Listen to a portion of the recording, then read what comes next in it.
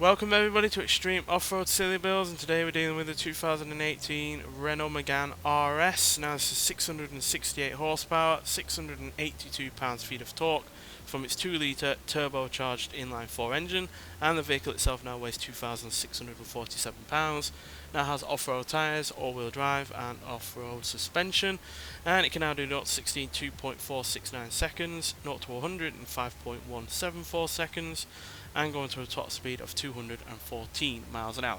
So obviously we had the Alpine A110 from the previous episode do a really good time. Now this car is obviously a hatchback and nowhere near as lightweight as the Alpine, but it does have the same power and torque from the same engine, so let's see what it can do. Now obviously the increase in weight is not the only thing that has a disadvantage on over the Alpine. Obviously, you know, it's a lot bigger, and that means that the power is not going to be able to be as used as well as it was in the Alpine, which was really rather quite lightweight and agile. But, you know, bulk sometimes does mean a car is more controllable, as the weight being more means that it's more likely to be thrown around.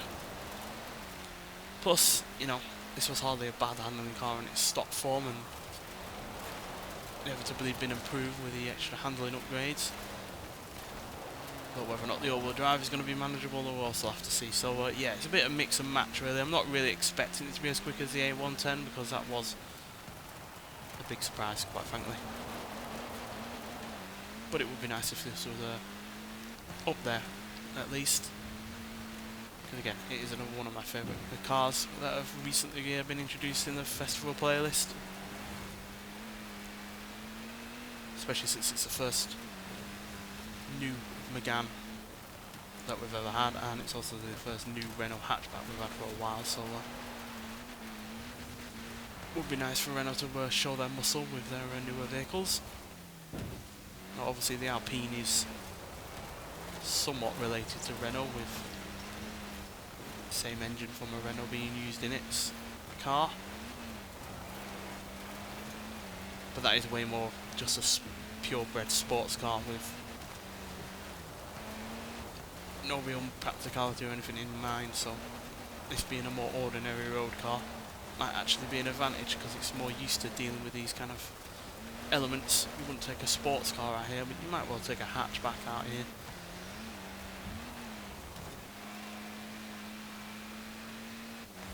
Not particularly quick though, coming up to the finish line, which is a bit of a shame, at 154 miles an hour. And a time of 2 minutes 9 seconds .356. So yeah, way off the base of the Alpine A110, which managed it in more than 5 seconds quicker. And yeah, sadly it's not quite as high up as I was expecting, to be honest. It's not made even the top 50, but it has at least beaten the likes of Volkswagen Bug, Funko Motorsports F9, the Morris Minor Series 2 Traveller, Mercedes-Benz G63 AMG 6x6, as well as the International Scout 800A and the Can-Am Maverick XRS Turbo R.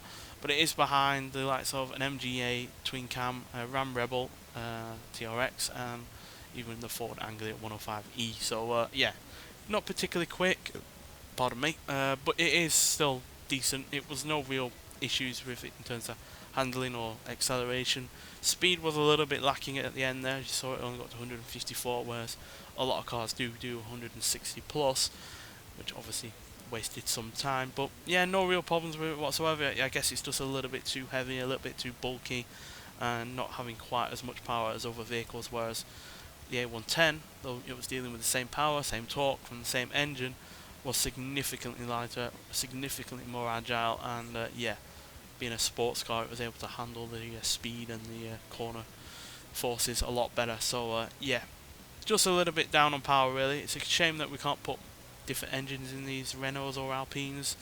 Can only ever really seem to put this 2-litre turbocharged engine in, which is a shame, because it would have been nice to see what it could do with a bit more power, because I'm guaranteeing a bit more power it would have been able to make the most of the fact that it doesn't weigh quite as much as certain other vehicles. But sadly, we've only got certain engines to deal with, and that's a great shame, but there we go. Nonetheless, thanks for watching, and I'll see you in the next one. Bye.